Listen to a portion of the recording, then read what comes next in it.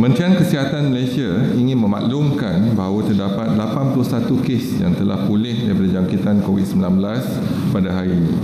Jumlah kumulatif kes yang telah pulih sepenuhnya daripada jangkitan COVID-19 adalah 10,095 kes, iaitu bersamaan dengan 85.8% daripada jumlah keseluruhan kes. Sehingga 2 Oktober 2020 jam 12.30 hari, terdapat 287 kes baru yang telah dilaporkan.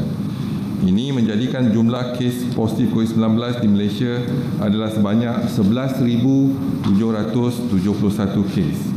Oleh itu, jumlah kes aktif dengan kebolehjangkitan COVID-19 telah meningkat kepada 1,540 kes.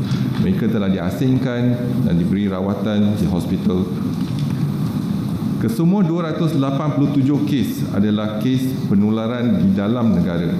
Daripada 287 kes tersebut, sebanyak 20 kes merupakan pengunjung yang pulang daripada Sabah. Ini menjadikan jumlah kes dilaporkan mempunyai sejarah perjalanan ke negeri Sabah sejak 20 September 2020 adalah sebanyak 139 kes. Perincian kes penularan COVID-19 dalam negara adalah seperti berikut. Di negeri Sabah, 113 kes telah dilaporkan pada hari ini. 52 kes saringan bergejala, 35 kes daripada kluster Benteng Lahad Datu, 5 kes daripada kluster Bangau-Bangau, 2 kes saringan rujukan ke hospital, 2 kes saringan kemasukan ke hospital, 1 kes daripada kluster laut, 1 kes daripada kluster pulau, 1 kes severe acute respiratory illness iaitu SARI, 1 kes saringan petugas kesihatan, 1 kes warga emas di klinik kesihatan Tuaran, 1 kes saringan sebelum pulang ke Semenanjung dan 1 kes saringan komuniti di Lahad Datu.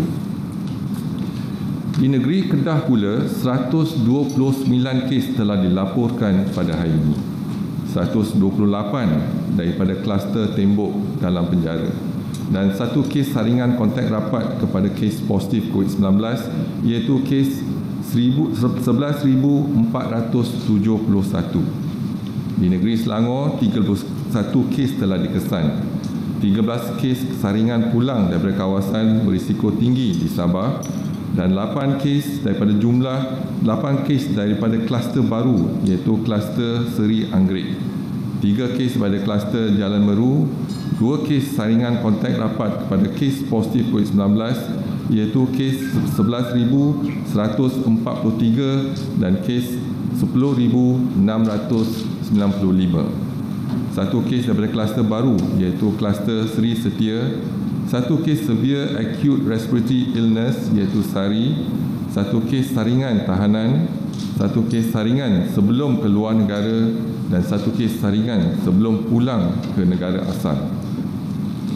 Di negeri Perak, 3 kes telah dilaporkan, 2 kes saringan pulang pada kawasan berisiko tinggi di Sabah dan 1 kes daripada kluster tembok.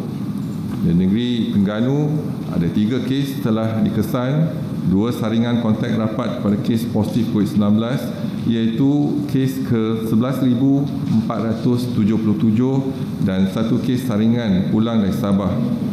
Di negeri Sembilan, 2 kes saringan pulang dari Sabah telah dikesan. Di negeri Kelantan, 2 kes telah dilaporkan, 1 kes saringan pulang daripada Sabah dan 1 kes daripada kluster Jalan Meru. Di wilayah Persekutuan Kuala Lumpur, 1 kes saringan sebelum pulang ke negara asal telah dikesan. Di negeri Johor, 1 kes daripada kluster Jalan Meru.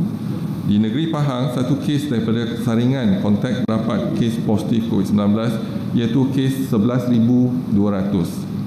Di wilayah Persekutuan Labuan, 1 kes saringan pulang daripada Sabah dan sehingga kini terdapat 22 kes positif COVID-19 yang sedang dirawat di unit rawatan rapi, di mana 4 kes memerlukan bantuan pernafasan. Adalah dimaklumkan bahawa tiada pertambahan kes kematian berkaitan COVID-19 dilaporkan pada hari ini. Justru jumlah kumulatif kes kematian COVID-19 di Malaysia adalah kekal sebanyak 136 kes bersama dengan 1.16% daripada jumlah keseluruhan kes.